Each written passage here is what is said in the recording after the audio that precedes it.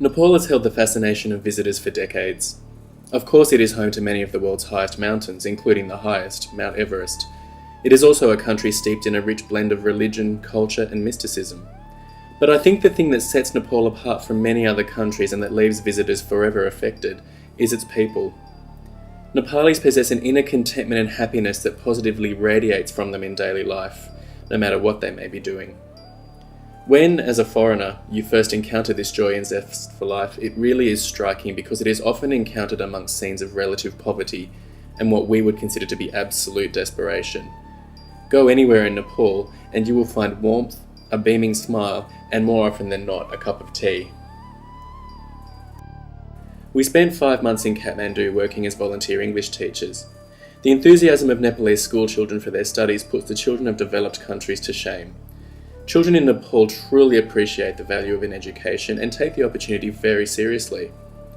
On that first trip to Kathmandu, we were living in a school hostel, and I remember very early every morning a local woman would come and knock on the gate to the school, begging for her son to be allowed to study there.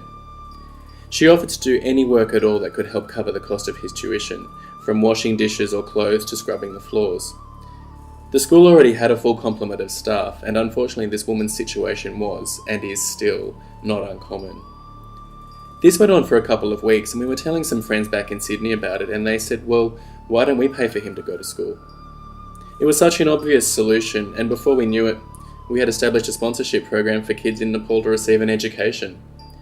One child quickly became 10, which then became 20, and so on. Today, Mitrataa provides scholarships for over 190 girls to attend school.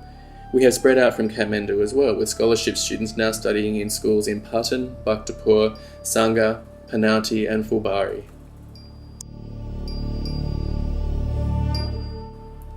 One of the most amazing things about embarking on this type of work has been the number of amazing people and organisations we have had the privilege of meeting along the way. If you've had a look at our website, you'll know that today we do a lot more than just provide scholarships for girls to attend school.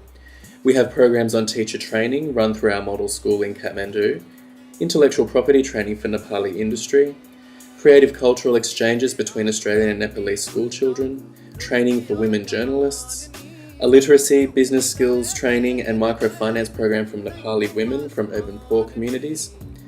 This program actually is particularly exciting. It gives women the tools and support to start their own businesses, allowing them to develop their own economic independence and create a better future for them and their children. More recently, we have also established computer labs in 2 government schools as part of an ICT education program for disadvantaged communities. And of course, there are the Dream Centres. These centres are places for girls to go after school where they can receive guidance, tutoring and training in skills for learning and skills for life. The centres address 2 key issues facing school students in Nepal.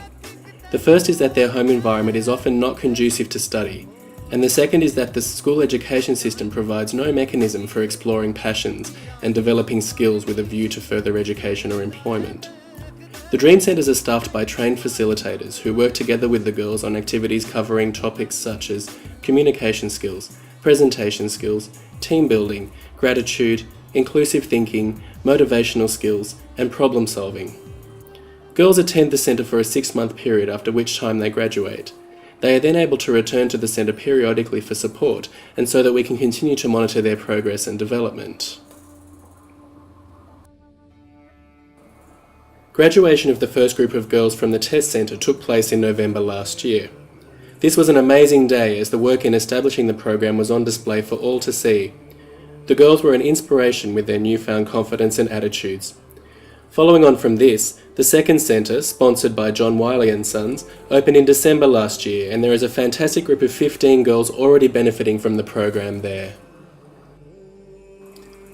In 2010, we have some ambitious and exciting plans for the growth of Mitrataa's work in Nepal. That is only possible with the support of people like you. So as new fundraising drives take shape, please do put your hand up to get involved. It is in doing whatever you can that we can together achieve something really special.